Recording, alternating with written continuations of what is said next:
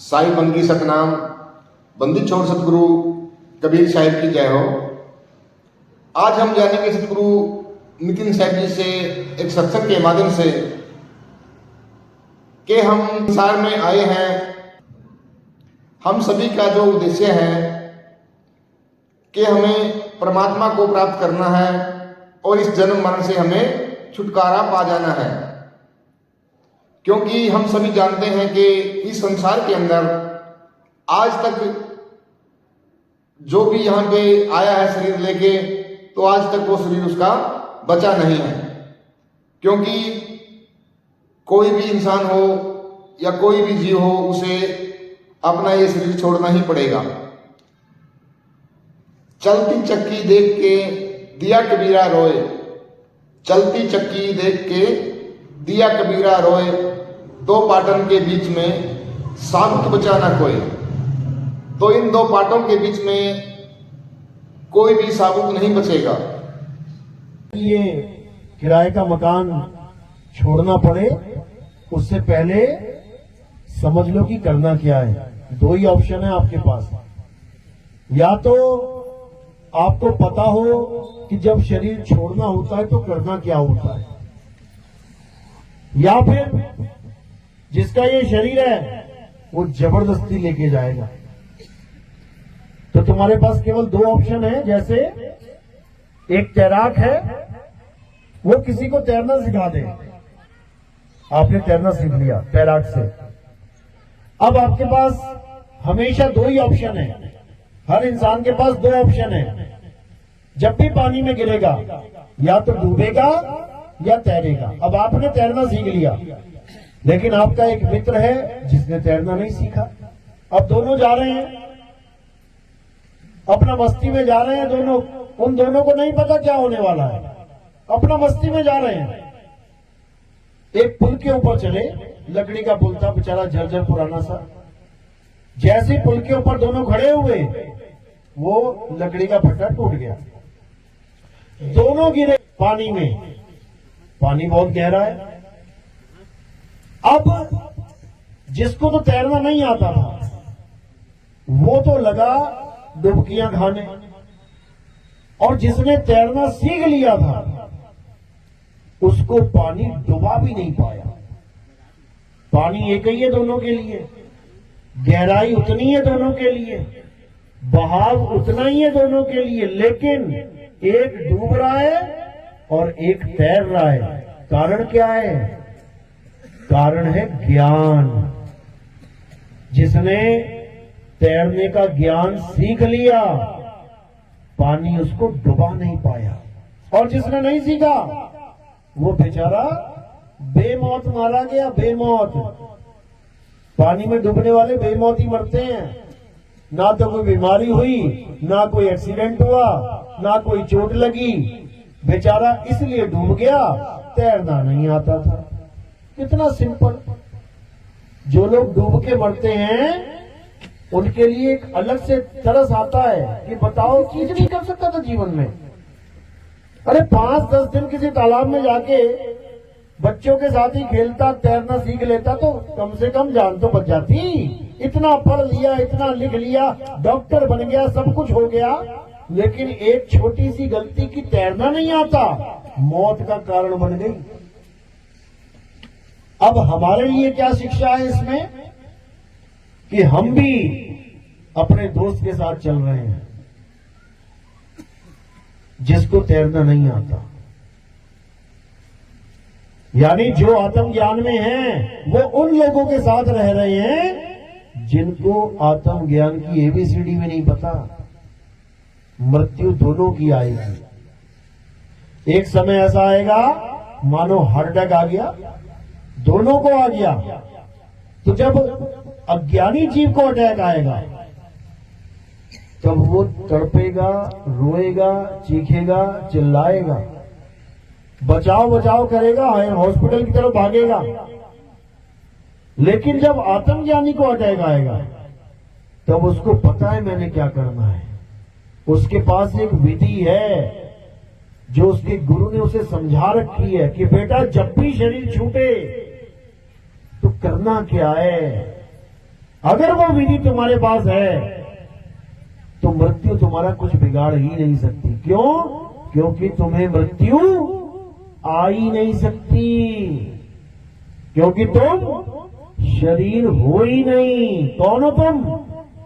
आत्मा। जब हम आत्मा हैं तो फिर मृत्यु किस चिड़िया का नाम है भाई? और किसको मारेगी ये? आत्मा को ना तो कोई शस्त्र काट सकता है, ना अग्नि जला सकती है, ना वायु सुखा सकती है, ना जल भिगो सकता है। तो मृत्यु कैसे मारेगी इसे? इसको नहीं मार सकती। किसको मारेगी? शरीर को मारेगी। और किसी का शरीर नहीं बचेगा, किसी का भी नहीं। भगवानों का शरीर नहीं बचा। कृष्ण जी के पैर में क्या लगा था? तीर लगा था, तब उनका शरीर छूटा, शरीर की मृत्यु हो गई।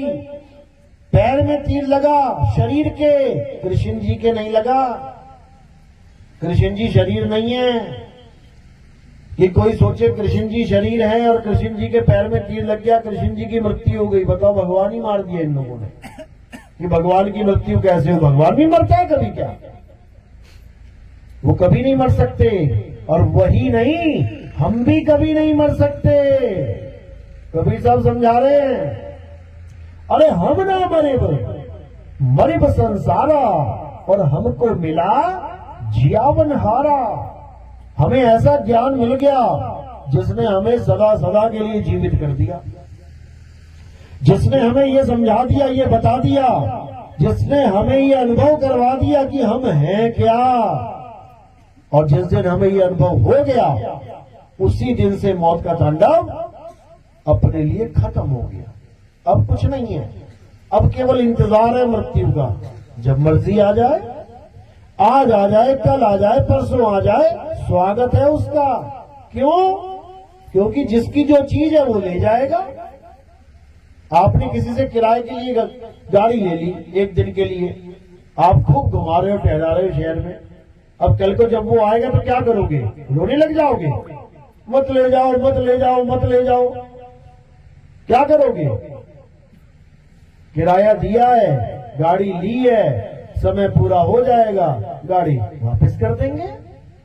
बस इतना सा खेल है। लेकिन हम गाड़ी ले तो आए, लेकिन देते नहीं बन रहा है।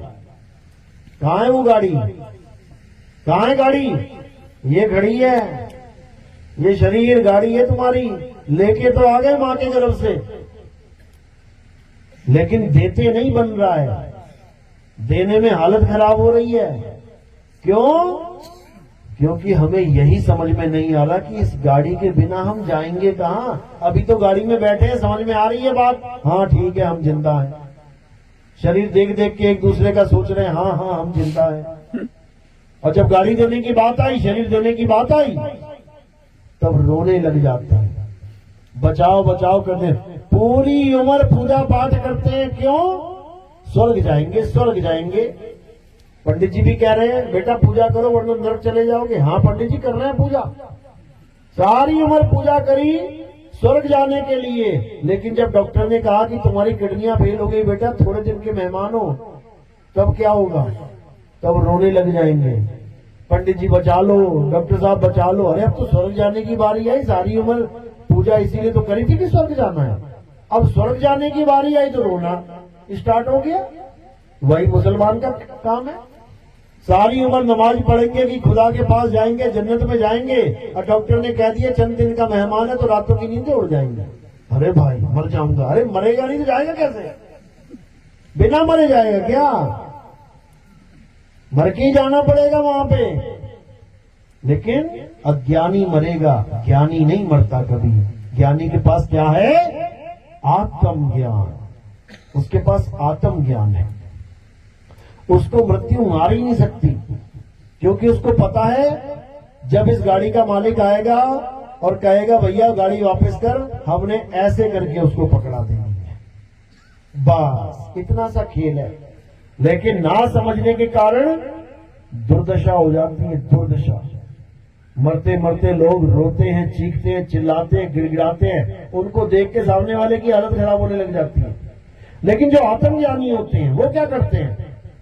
कहते जिस मरने से जग डरे, मेरे मन आनंद, और मरने पर ही पाइए पूर्ण परमानंद।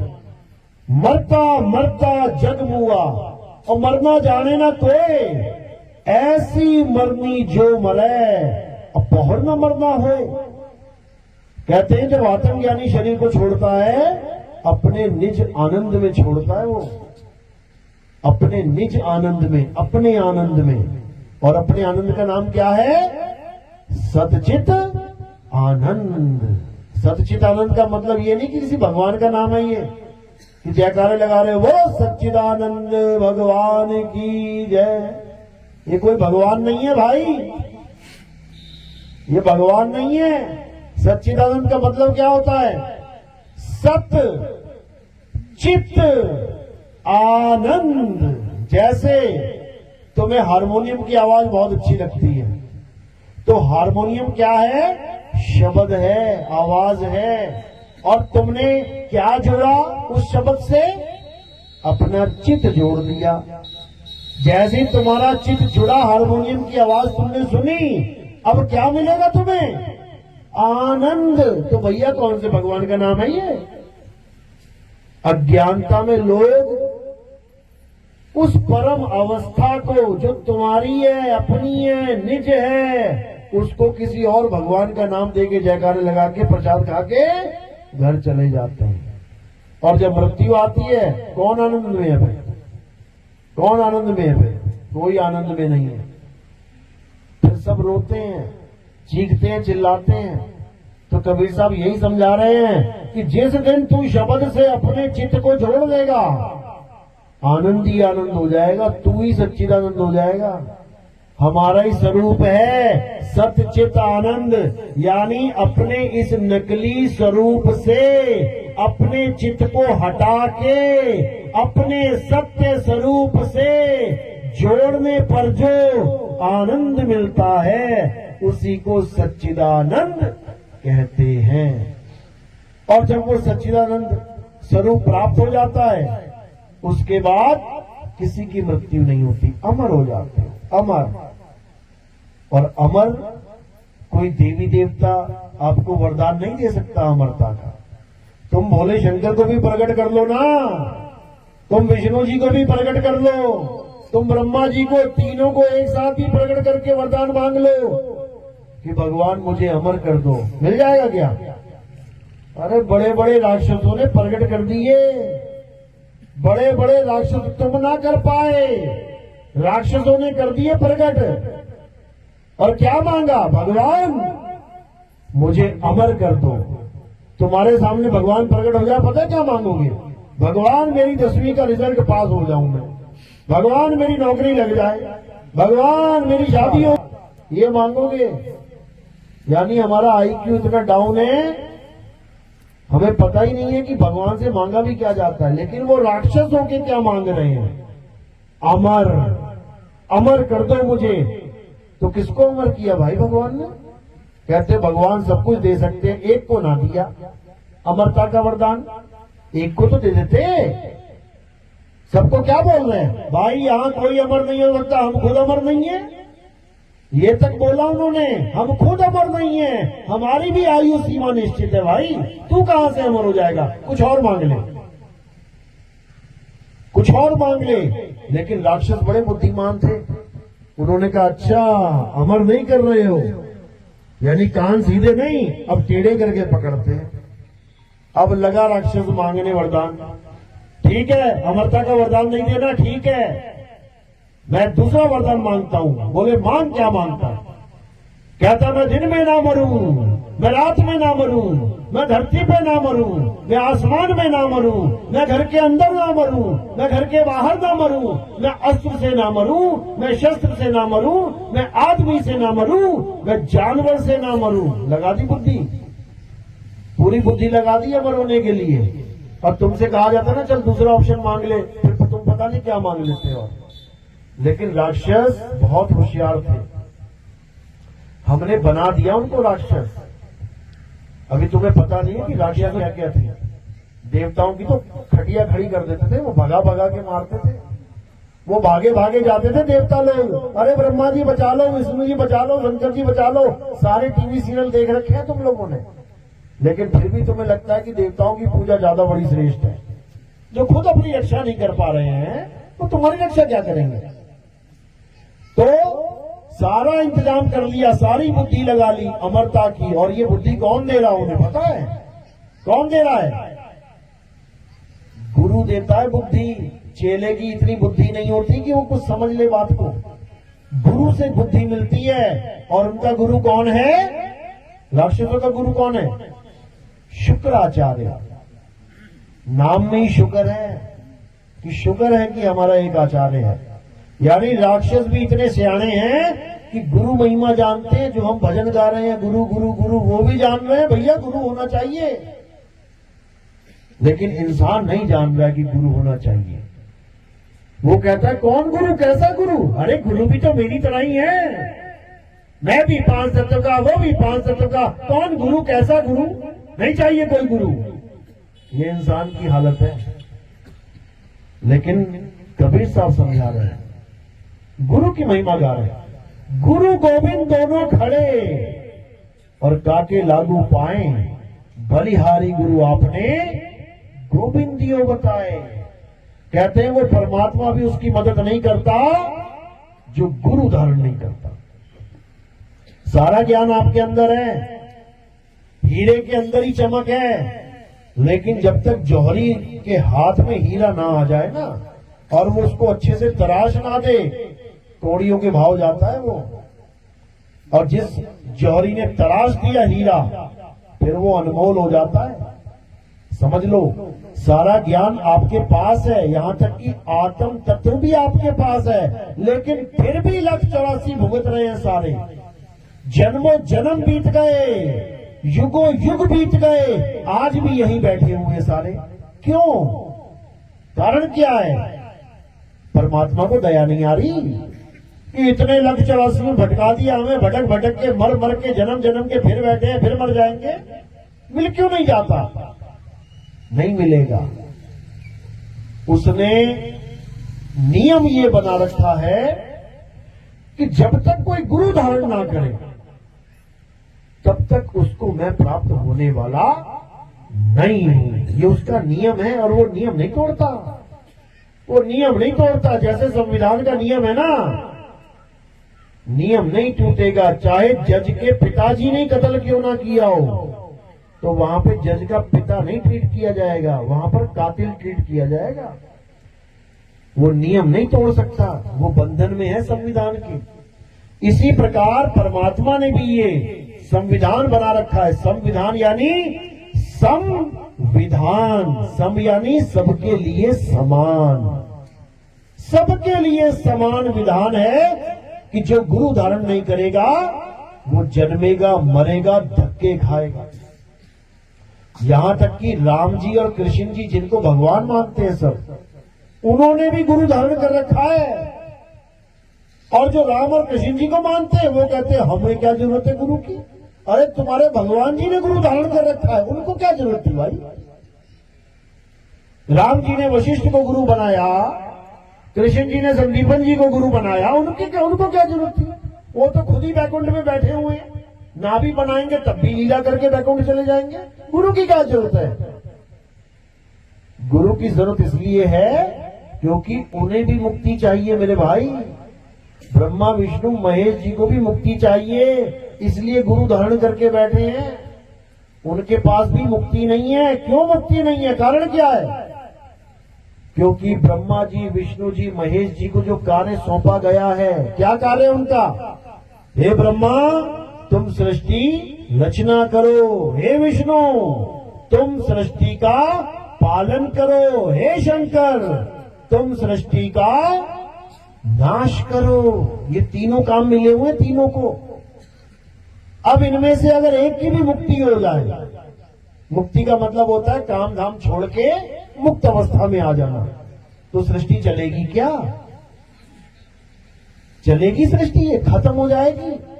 ब्रह्मा जी पैदा ही ना करें सृष्टि में, बच्चे ही पैदा ना करें, तो कैसे चलेगी भाई? चलो बच्चे पैदा कर दिए ब्रह्मा जी ने, विष्णु जी पालन ना करे, खाने को एक दाना ना मिले, तो क्या होगा? पैदा होते रहेंगे, भूख के मारे मरते रहेंगे। चलो ब्रह्मा और विष्णु जी ने दोनों जी काम कर दिया, पैदा भी कर दिया, पाल भी दिया, वो संगार ही ना हो तो क्या होगा? भगदड़ मच जाएगी।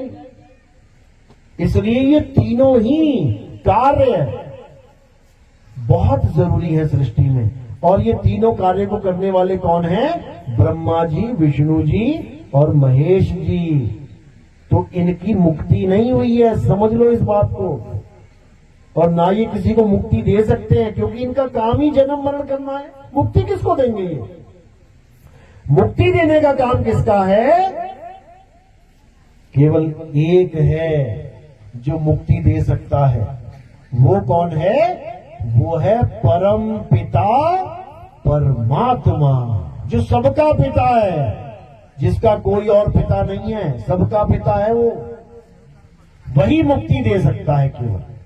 उसी को संतों की भाषा में शब्द गुरु कहते हैं। शब्द गुरु सुरत धुन चेला, यानी जब हम शब्द गुरु के चेले बन जाएंगे, गुरु से ज्ञान प्राप्त करके, तब शब्द गुरु हमारी पूरी जिम्मेदारी ले लेगा, पूरी जिम्मेदारी।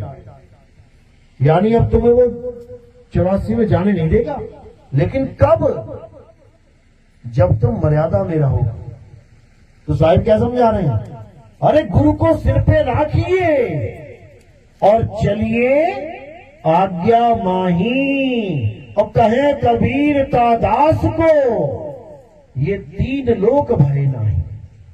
कहते हैं तुमने गुरु धारण कर लिया, लेकिन तुम मर्यादा में नहीं चले, झटक कुछ नहीं मिलेगा। धक्के 84 के धक्के मिलेंगे। जैसे तुमने बच्चा तो पैदा कर लिया, सबने किया है, लेकिन बच्चे ने नाक में दम कर दिया बाप के। दुनिया भर का गांजा, दुनिया भर का दारू, चिलम, जुए का अड्डा बना दिया घर को। तो बाप भी देखेगा कि यार कैसा कपूत पैदा कर दिया ये मैंने। तो बाप क्या करेगा फिर? सारी प्रॉपर्टी से बेदखल। अब वो कितना ही चीखे मारते रहे, मैं तेरा बेटा हूं, मैं तेरी प्रॉपर्टी का वारिस हूं, तेरी प्रॉपर्टी मुझे ही मिलनी चाहिए, मैं इकलौता बेटा हूं। मिलेगी क्या? मिलेगी? बस ऐसे ही चीखे मारेंगे अंत समय में कि मैं भी शब्द गुरु का चेला हूं, मेरी भी मुक्ति होगी। बेटा मर्यादा तोड़ी है तूने और जिसने मर्यादा तोड़ दी उसका शब्द गुरु से कोई कनेक्शन नहीं है, नहीं है। समझ लो, सबका बाप है वो, लेकिन उसने जो मर्यादा बनाई है वो तोड़ेंगे तो फिर वो किसी का नहीं है, वो सबसे अलग है। इसलिए साहिब ने कहा, कहें कबीर सुनो भाई साधो, साहिब जैसे को तैसा है। अगर तुम मर्यादा में रहोगे तुम्हारा बाप बन के रहेगा वो, और अगर तुमने घर को जुआ खाना बना दिया, नशेड़ी का अड्डा बना दिया, तो लठ भी है उसके पास, फिर वो भी जानता है कि कैसे ठीक किया जाता है। जो पैदा करना जानता है वो फिर ठीक करना भी जानता है। तो इसीलिए गुरु की महिमा है, गुरु धारण करना जरूरी है।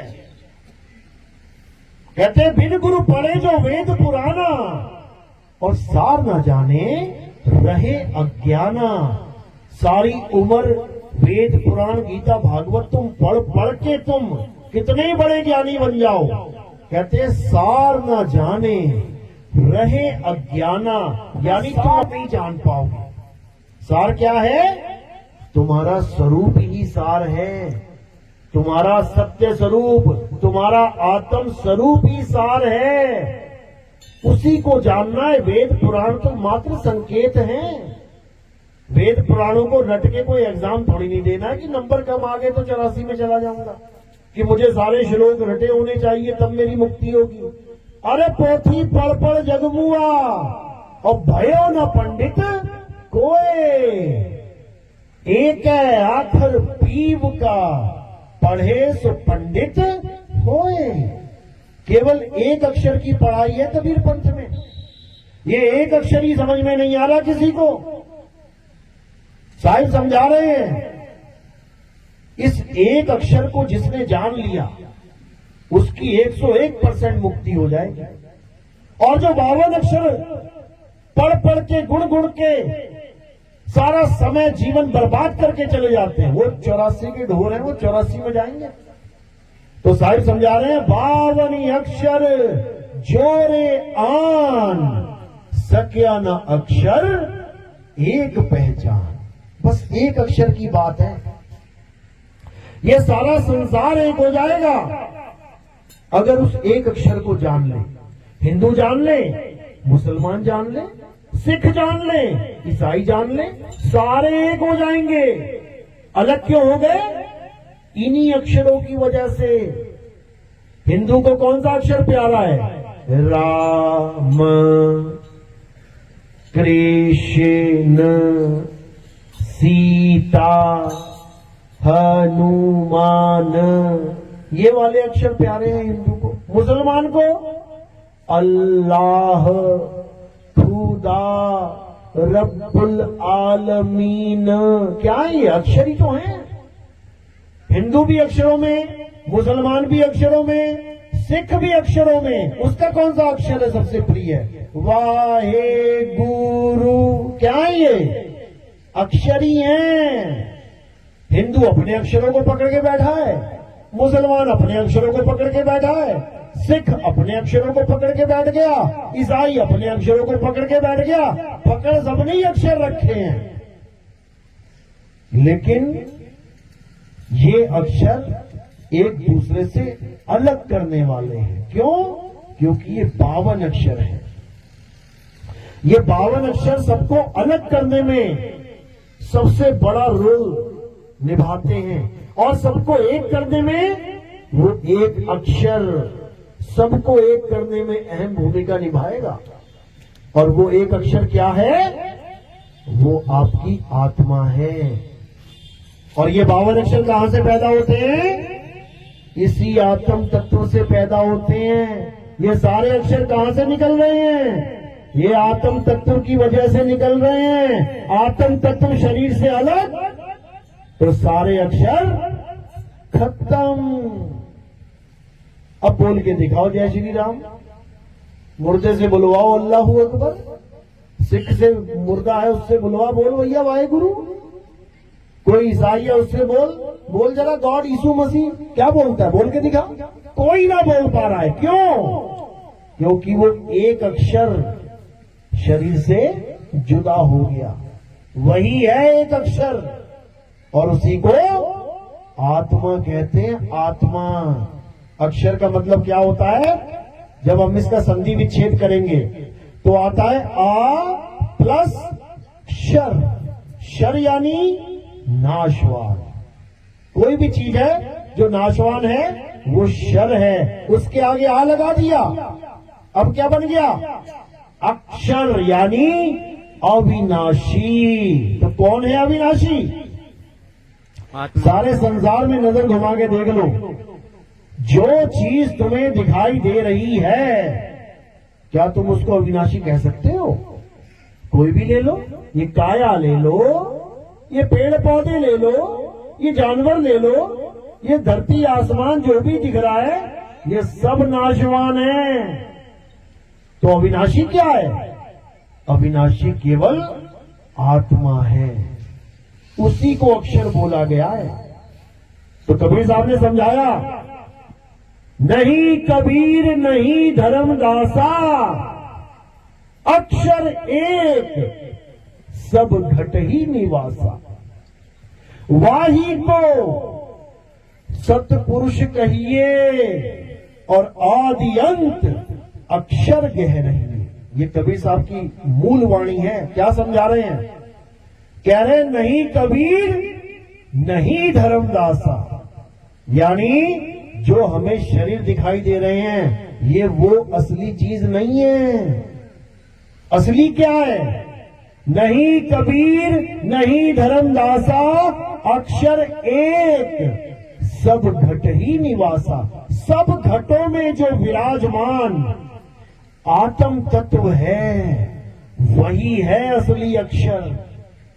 उसी को जानना है। कोई हिंदू है, हिंदू होके जान ले। कोई मुसलमान है, मुसलमान होके जान ले। कोई सिख है, ईसाई है, तो सिख ईसाई होके जान ले। जानना किसे है?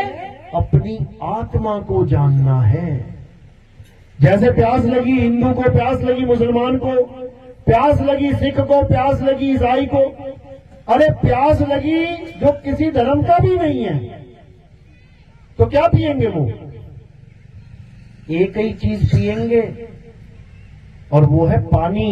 अब उस पानी के नाम बहुत सारे रख लिए। हिंदुओं ने कुछ रख लिया, अंग्रेजों ने कुछ रख लिया, अरब देश में मुसलमानों ने कुछ रख लिया, जापान वालों ने कुछ रख लिया, चाइना वालों ने कुछ रख लिया, इटली वालों ने कुछ रख लिया, मॉरिशस वालों ने कुछ रख लिया, मोरक्को वालों ने 195 देशों में 195 नाम रख लिए पानी के अलग अलग। लेकिन जब प्यास लगती है तो क्या करते हैं? सारे नाम साइड में कर देते हैं और क्या करते हैं?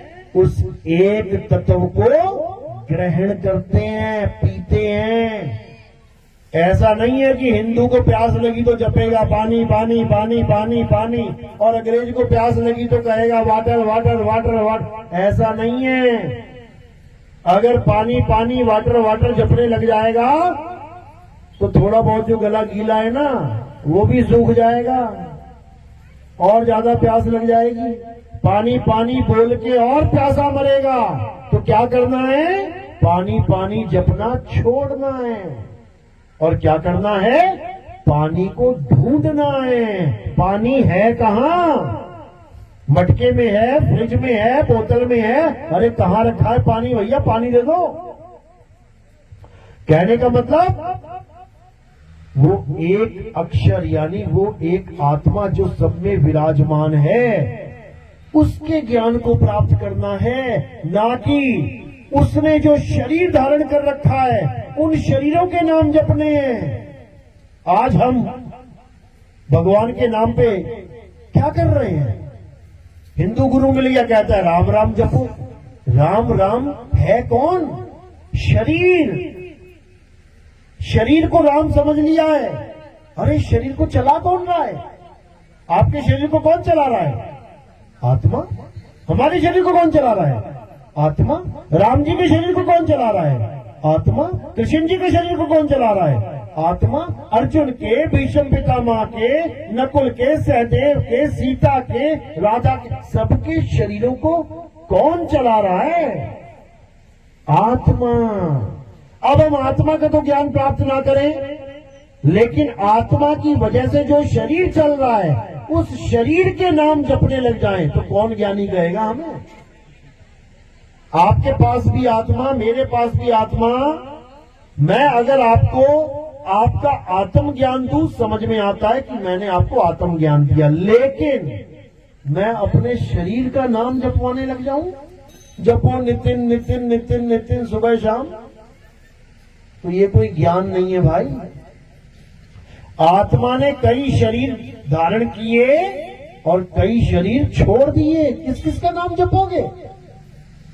किसके नाम जपोगे? पहला अवतार विष्णु जी का कौन था? मछली अवतार था, मत्स्य अवतार कहते हैं जिसे। तो उस आत्मा ने मछली का शरीर धारण कर लिया, छोड़ दिया, धारण किया, छोड़ दिया। अब दूसरा अवतार वो कौन सा है? कछुए का अवतार है, कुर्म अवतार। जो समुद्र मंथन हुआ था ना, तो उसी कछुए के पीठ के ऊपर पहाड़ रखा गया था।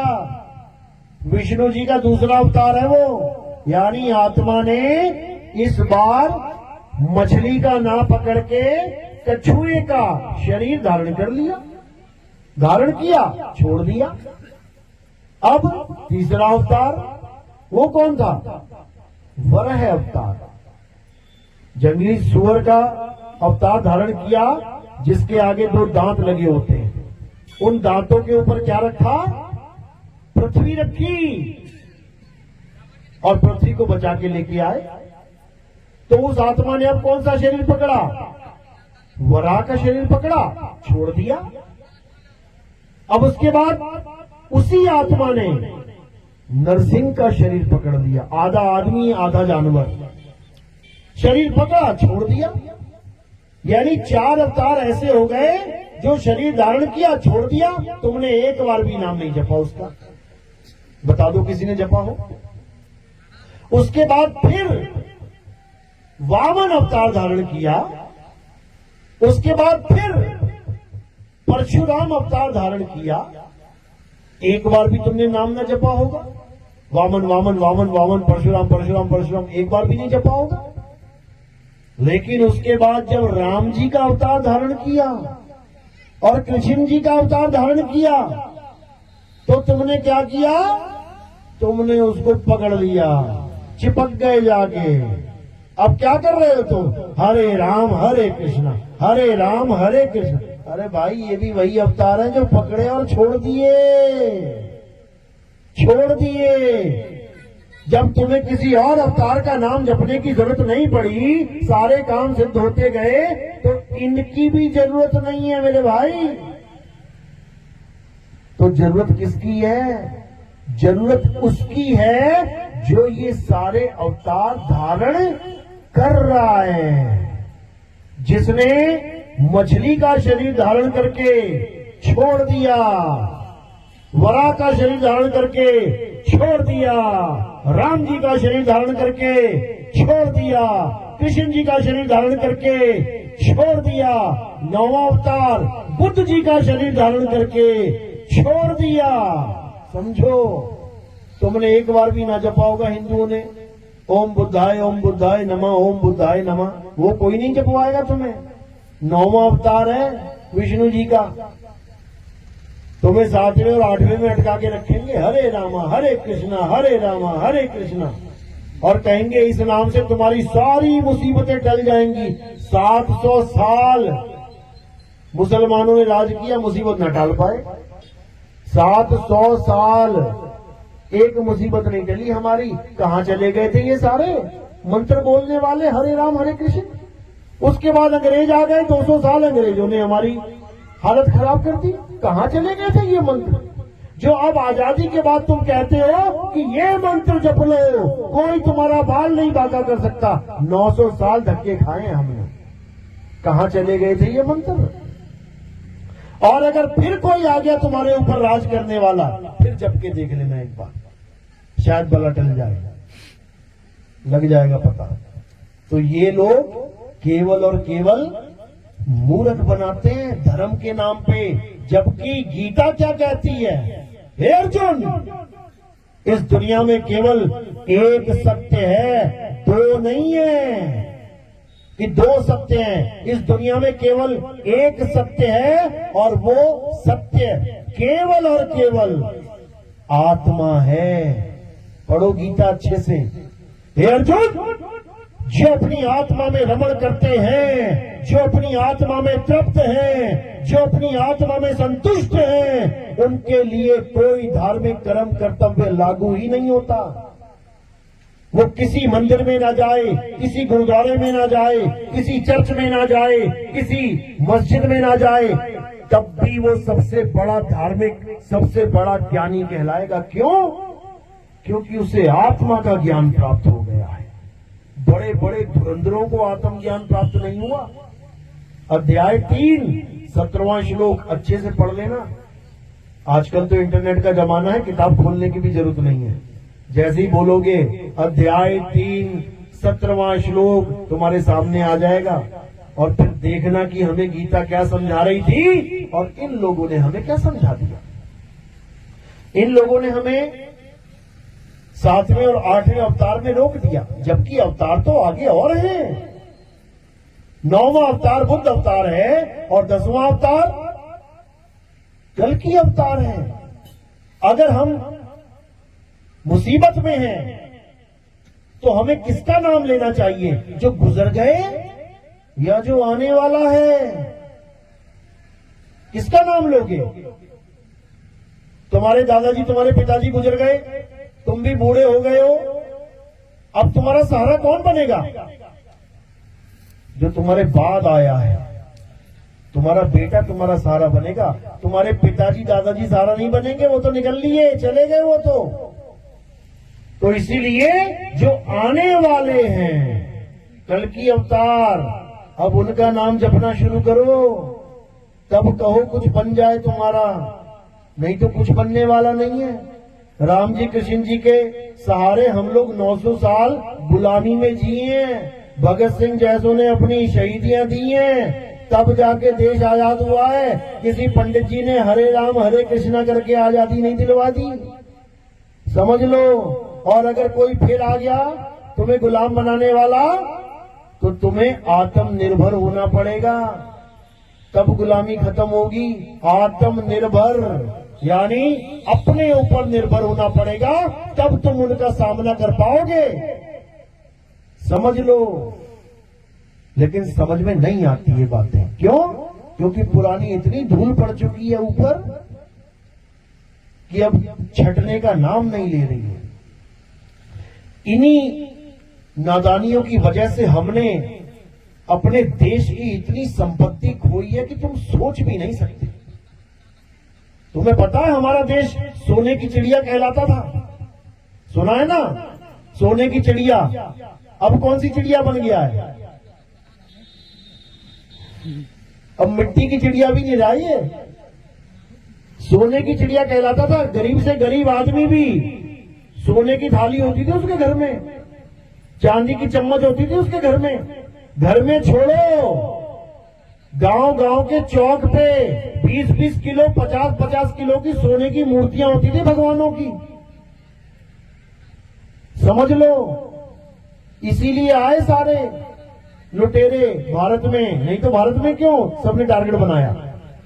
जब वो घूमने आए उन्होंने देखा, अरे बाप रे बाप, अरे भाई हर जगह सोना ही सोना है, मंदिर में घुसो तो सही, ये हीरा लगा है, पन्ना लगा है, रत्न जड़े हुए हैं और कोई चौकीदार भी नहीं है।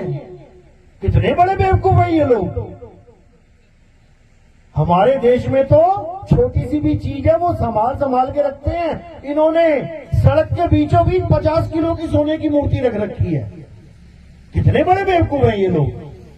देख वेख के सारा घूम घूम के चले गए अपने घर। बताया महाराज को, अरे महाराज ये तो कुछ भी नहीं है तुम्हारे पास, भारत में जाके देखो, जितना तुम अपने खजाने में लेके बैठे हो वो तो सड़कों पे फेंक के बैठे हैं। आगे फिर घोड़े पे बैठ के चीनी फेंकोगे तो चींटी आएगी। अब जब चींटी आई और उठा उठा के मूर्तियां हो गई सप्लाई, तब नानी याद आई। फिर अकल आई कि अरे भैया लुट गए, बर्बाद हो गए। और एक बार नहीं लुटे, पता नहीं कितनी बार ठोकर खा के अकल आई।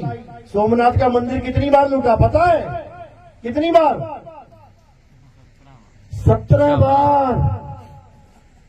पूरे गांव में, पूरे शहर में, पूरे भारत में। तुम ये खबर फैला देना कि कोई एक ऐसा आदमी है जिसका घर 17 बार लूटा हो, 17 बार चोरी हुई हो। मुश्किल ही है कोई एक मिलेगा, क्योंकि एक आम आदमी भी 1 बार, 2 बार, 3 बार, 4 बार, 5 बार, 6 बार, 10 बार चोरी होने के बाद इतना अलर्ट हो जाता है कि अब ना होने देता चोरी। एक आम आदमी, लेकिन वो भगवान का घर था भाई। सोमनाथ मंदिर, त्रिकालदर्शी भोले शंकर बैठे हैं अंदर। भगवान शंकर जी का घर कितनी बार लुट गया? 17 बार। क्यों लुटा 17 बार? कारण क्या था? मंदिर सजा हुआ है, सब कुछ बढ़िया है, सब कुछ एकदम बढ़िया। कोई लुटेरा आया, सारा मंदिर खाली करके चला गया। अब क्या बचा मंदिर में? हीरे ले गया, जवाहरात ले गया, सोने की मूर्तियां ले गया, चलो ठीक है एक बार ले गया। अब क्या बचा मंदिर में? अब क्यों आएगा वो दोबारा लूटने? तुम्हारा घर कोई खाली करके ले जाए, माल खजाना सारा ले जाए, वो दोबारा आएगा तुम्हारे घर में खाली मकान लूटने? क्यों आया दोबारा? कारण क्या था? क्योंकि हम लोगों ने, ये छोटी बुद्धि ने दोबारा से सजा दिया, दोबारा से हीरे मोती जवाहर पन्ना सोना चांदी लगा दिया। उन्होंने कहा अरे भाई बढ़िया बनते हैं यार, ये तो एक बार तो मजा आया, ये दोबारा तैयार कर दिया सारा मामला, दोबारा आके फिर लूट के लेके चले गए। अब तीसरी बार क्यों आए? 2 बार खाली कर दिया खजाना, दीवारें रह गई खड़ी हुई। अब तीसरी बार क्यों आएंगे कोई? क्यों आए पता है? क्योंकि फिर सजा दिया। वो चौथी बार आए फिर सजा दिया, वो पांचवी बार आए फिर सजा दिया, वो 7वीं 8वीं 10वीं 11वीं 12वीं 17 बार लूट लिया। 18वीं बार क्यों नहीं आए? 18वीं बार क्यों नहीं आए? अब अकल आ गई, ये भैया इसको नहीं सजाना है। फिर क्या किया? फिर पत्थर का शिवलिंग रख दिया वहां पे, आओ लूटो, आओ लूटो जरा। अब कौन लूट के लेके जाए तुम्हारा पत्थर का शिवलिंग? सोने का होता, चांदी का होता, लेके जाते, पत्थर कौन लेके जाएगा? इसीलिए बच गया, इसीलिए बच गया। समझ लो भगवान का घर इसलिए बच गया 17 बार लूटने के बाद, क्योंकि अकल आ गई। अकल आ गई कि भगवान अपने घर की रक्षा नहीं कर सकते। अकल आ गई। कौन करेगा रक्षा? आत्मा करती है रक्षा। आत्मा अगर वहां पे 100 बंदों की, 200 बंदों की, 500 बंदों की फौज खड़ी होती ना उस मंदिर की रक्षा के लिए, लूट लेता कोई? क्यों? क्योंकि वहां पे आत्मा